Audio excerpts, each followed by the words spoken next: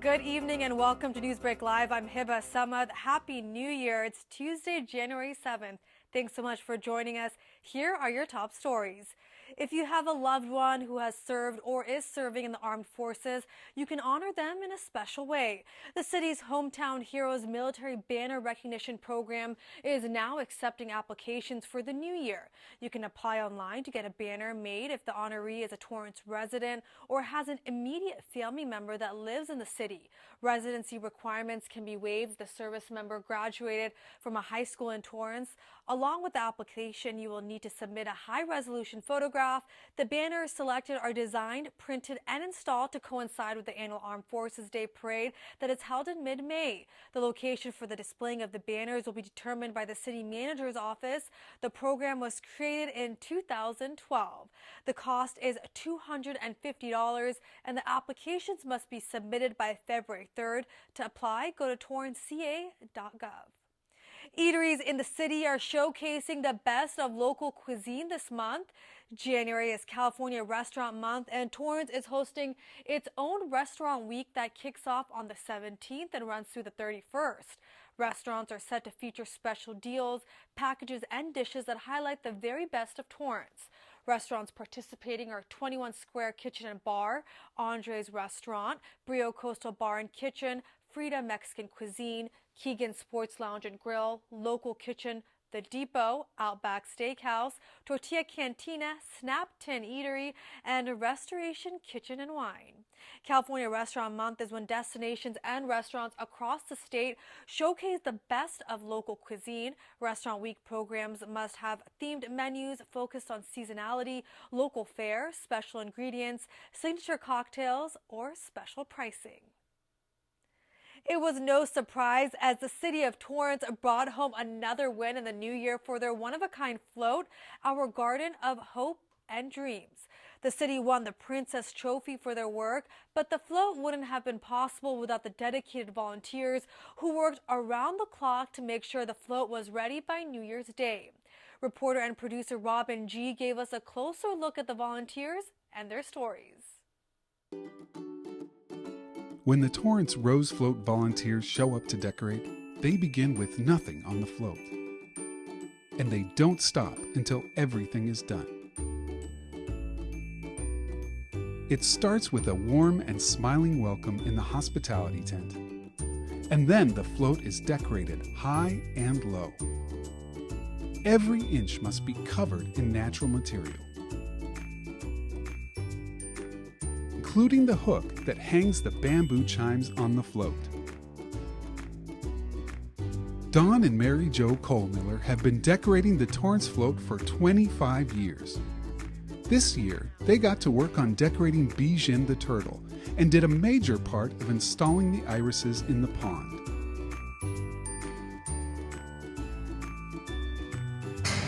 We like to do this, like to decorate. I enjoy doing this.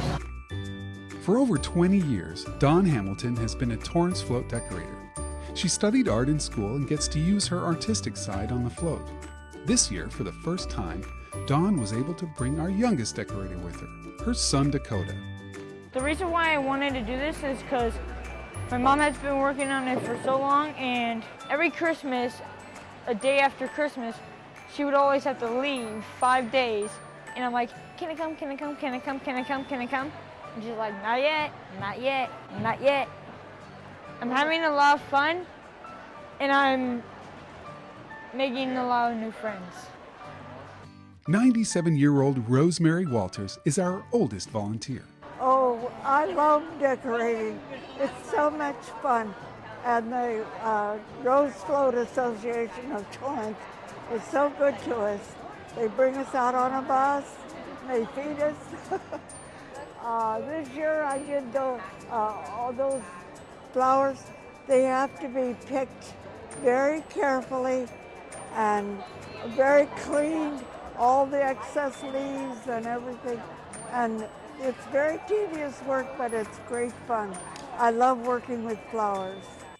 With over 200 volunteers putting in hundreds of hours, the Torrance Rose Float is truly a community endeavor that involves young and old.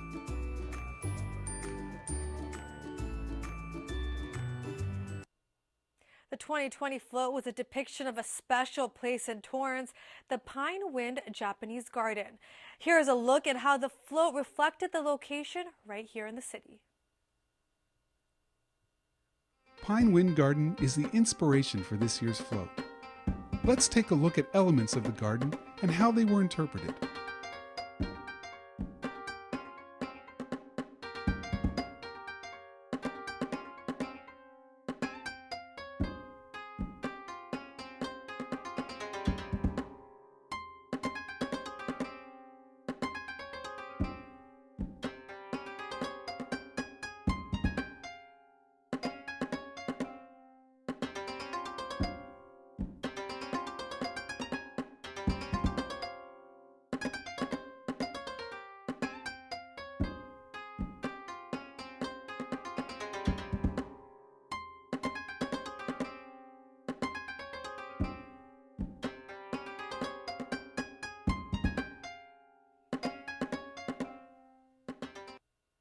The Torrance Rose Float Association is having a celebration dinner on February 1st.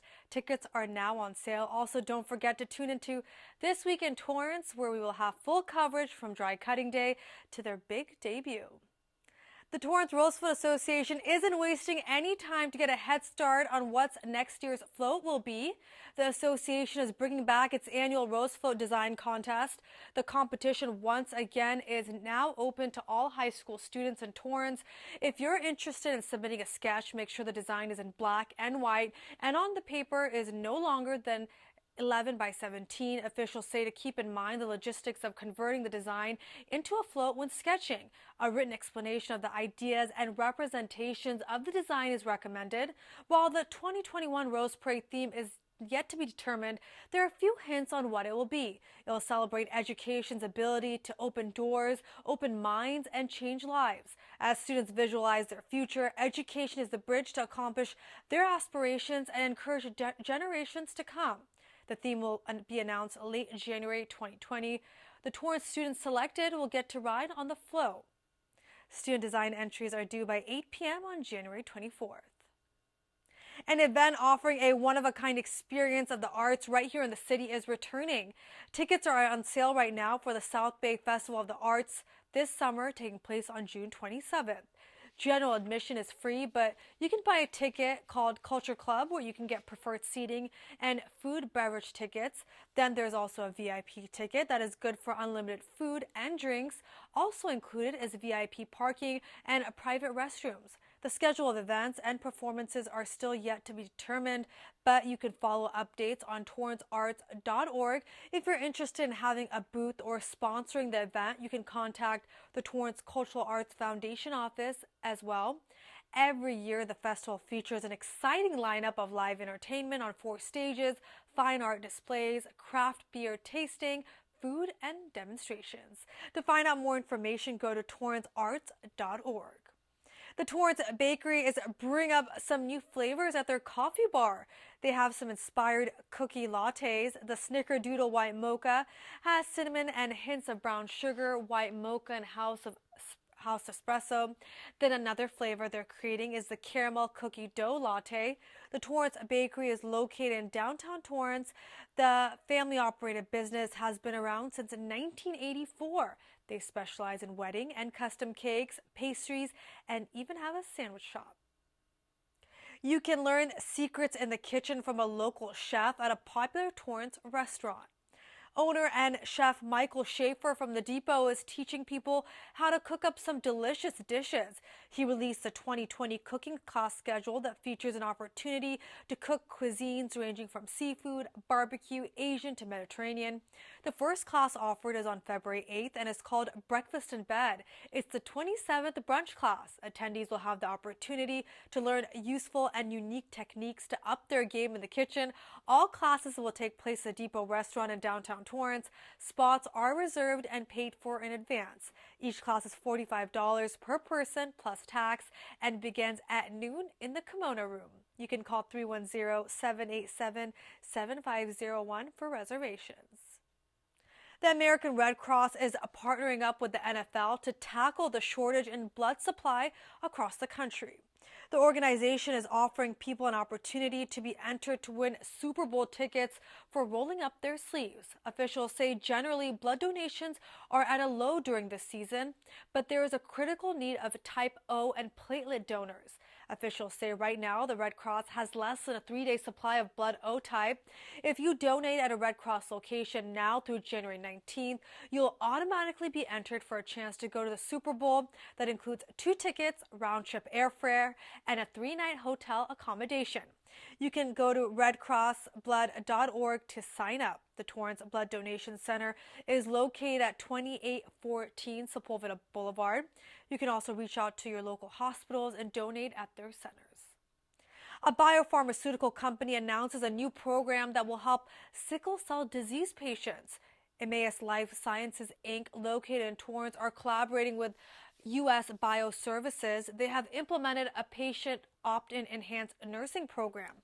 The purpose is to empower sickle cell disease patients through real-time product assistance and information from a team of clinicians. Patients will be able to receive calls relating to their special therapy and work with a team of clinicians to help them with pain management. Emmaus is a commercial stage biopharmaceutical company that worked in the discovery, development, marketing, and sale of innovative treatments and therapies. Patients with sickle cell disease suffer from excruciating pain as a result of insufficient oxygen delivered to the tissue. Now let's get to the weather. Today there was a high of 72 degrees with an expected low of 50 tonight. Tomorrow will get a bit cloudy with a high of 63 degrees and a low of 49. Then on Thursday it'll get colder with a high of 61 and a low of 45. A luxury automaker recalled hundreds of thousands of its cars. Mercedes-Benz cars in the United States from 2001 through 2011 model years are at risk because the sunroof panel could detach and cause a hazard. It includes models from C, CLK, and E classes. The automaker says the bonding between the glass panel and sliding room frame may not meet specifications, causing the sunroofs to possibly detach. If you're affected, the dealership closest to you will fix it at no cost. Now, here are some upcoming events you won't want to miss this week. The Torrance Rose Float Association is having a fundraiser tomorrow at California Pizza Kitchen. The organization will receive 20% of your check. You just have to bring the digital copy of the flyer you can find at torrancerosefloat.org. Then this Saturday, parents, you can take a break by dropping off your kids at the Torrance South Bay YMCA for an evening of activities from 5:30 to 9:30 p.m. You'll have to register by tomorrow to meet the deadline. Kids will be treated to games, snacks, a movie, and have the gym to themselves.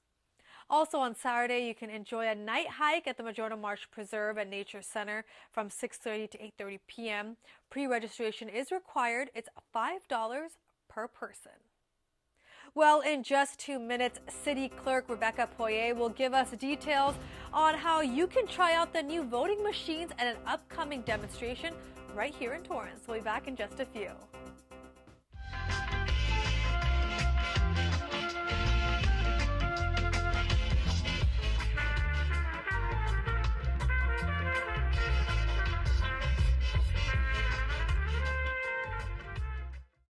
When I was in high school, I was physically at school, but my mind wasn't at school. I had problems at home, and that's hard when you feel like you're doing it alone. That's when I met an artist, my mom, as I'll call her. She started helping me a little bit, like, Nia, I don't know what you're doing with your life, but your future is more important. She's my strength. Just being a support for those hard days and those hard nights, not giving up on me. Thank you to my mama. I wouldn't have did this if it wasn't for her. Today is for my mama and everybody who had my back. It takes a village to help somebody get their diploma. Some people would think, well, maybe it's really not that big of a deal, but it really is. It changes your whole life.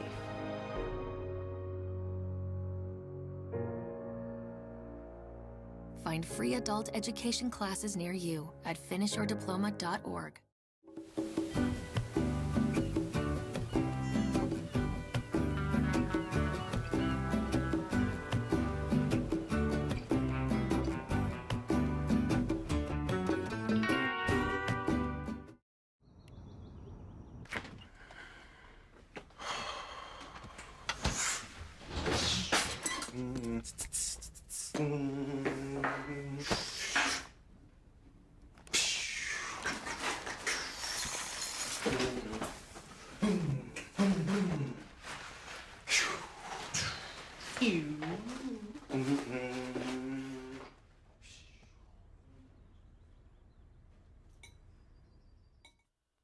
Welcome back to the second half of Newsbreak Live. Joining me is Torrance City Clerk Rebecca Poirier.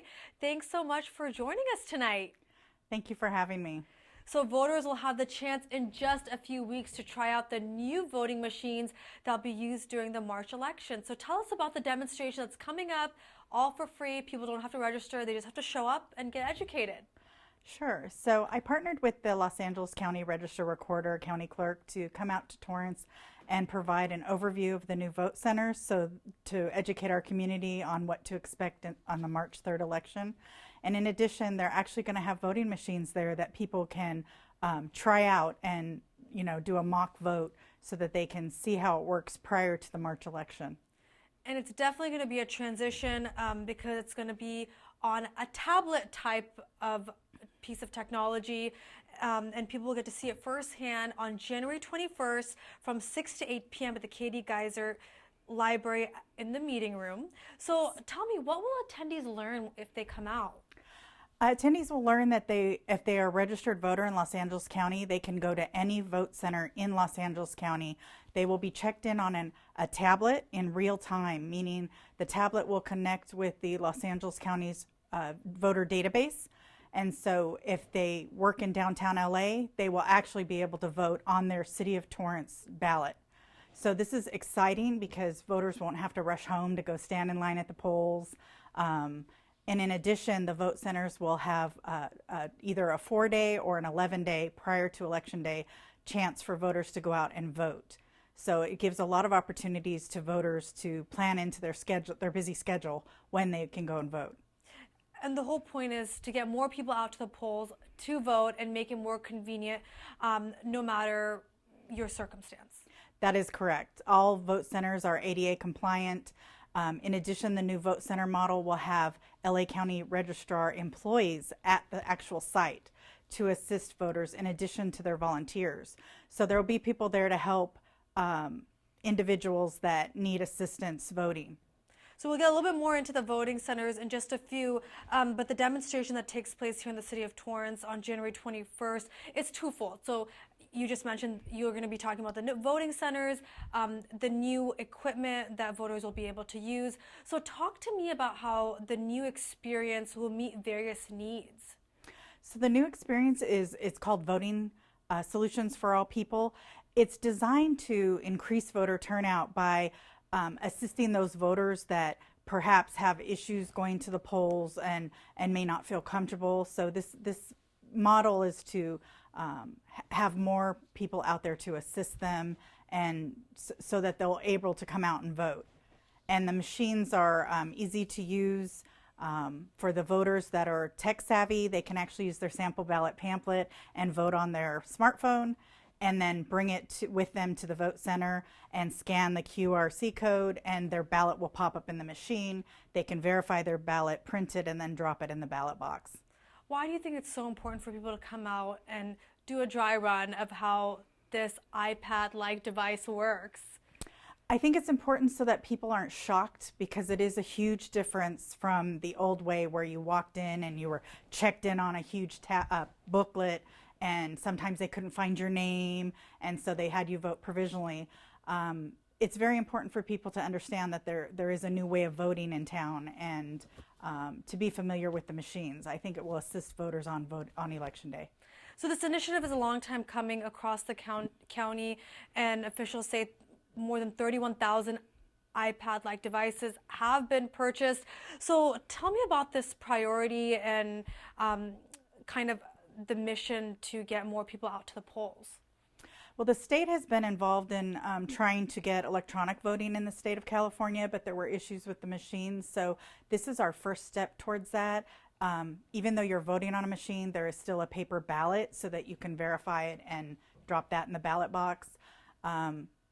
This was to move along with technology and help to also on the flip end, on the back end of counting the ballots. Because people are checked in real time, there will be either less or no provisional voters, because people will be able to correct anything once they pull their name up in the voter registration database. Not to transition over to the vote centers that you discussed about a few minutes ago, there'll be 1,000 vote centers, and people, you mentioned, will have 11 days to vote anywhere. So tell me what role the city will have in this during the election. So currently the city is in negotiations with the county on use of city facilities. We're looking at possibly 4 vote centers in the city of Torrance itself. There will be 2 that will be 4-day vote centers and 2 that will be 11-day vote centers, meaning the vote centers will be open 4 days prior up to the election or 11 days prior. And again, the city of Torrance is still in negotiation on which facilities those are. How will the voting centers be different? You talked about the ADA, the benefits of that and how it's going to be more accessible. What are some other characteristics? Because most of them are in government buildings, there is plenty of parking. There's no residential streets will be blocked. There's no residences being used. So that allows for plenty of parking. And some of the voting centers will be large voting centers, some will be smaller. And again, just the ability to know you can go to any vote center and still get the ballot that you are deserve to get to vote. In the past, if you didn't go to your poll center, you got a provisional ballot and you weren't allowed to vote, let's say, on your council members because you were outside of your district or your city. Now you will get your ballot and you'll be able to vote for your city officials. So voting made even more convenient than before. And tell me how voters can use an electronic ballot to make selections beforehand, and they get a QR code. It's really simple steps to just expedite the whole process as soon as they walk in to one of these centers. Yes, for those voters that wish to make their trip to the vote center quick, they just use their sample ballot pamphlet and vote on their smartphone. It'll create a QRC code, just like if you're an AMC Stubs member, you get one to go to the movies. They scan it and you get in. This time you'll scan it to the ballot machine. The ballot will pull up your ballot and you verify it, print it out, and then drop it in the ballot box. Or if you scan it and you feel that one of your votes were the incorrect votes, you can change it at that time, then print your ballot and drop it in the box. Amazing. And also at the demonstration, you will be talking about the city's first district elections, and get residents more informed on what will be on their ballot. Yes, we will have district maps available for the public and district information to let voters know that only people that live in districts 2, 4, and 6 will be voting for a council member. However, the entire city will be voting for the 4 measures and county and state officials.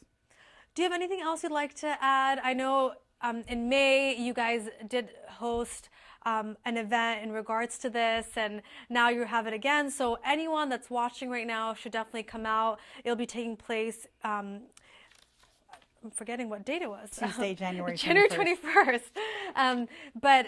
And you'll be there. So if you can add any more input on why people should come out to the Katie Geiser Library Meeting Room. I think anyone that would like to be informed and have a chance to practice on the machine before the actual election, it would be a good opportunity for them to come out. And they can actually talk to LA County Register staff in person or myself and get their questions answered. Also, there's so many great resources online. So if people want more information on local elections or just to register to vote, I know every year there's a big push about people to go out to polls. Where can they go? So to register to vote, they would need to go to lavote.net. And if they want information on our local city council members that are running or our measures, they can go to torrancevotes.org. Thank you so much for your time, Rebecca. Anything else you'd like to add about the demonstration, and what do you feel like this means for the future of voting here? I think this will help ease voters or make them more comfortable voting, and also help to get the ballots counted quickly and more efficiently. And I'm really excited for the new era of voting. Thank you so much for your time. Thank you. Have a great night. You too. Well, that does it for Newsbreak Live. If you have news or video that you'd like to share, please email us at newsbreak@torranceca.gov. Also, if you missed any portion of the show, you can catch it all on Torrance City Cable's YouTube page. City Council has a night off. Have a great one.